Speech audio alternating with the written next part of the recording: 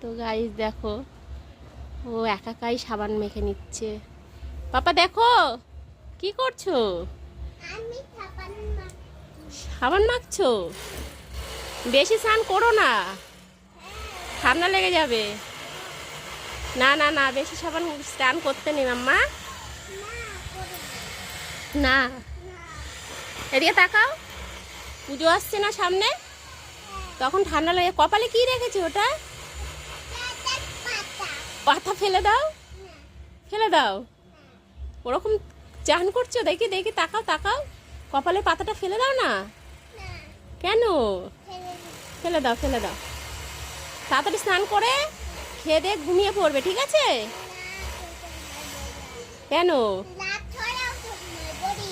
রাত হলে ঘুমিয়ে পড়ো? তাই? তুমি কি দিয়ে ভাত খাবে দুপুরে?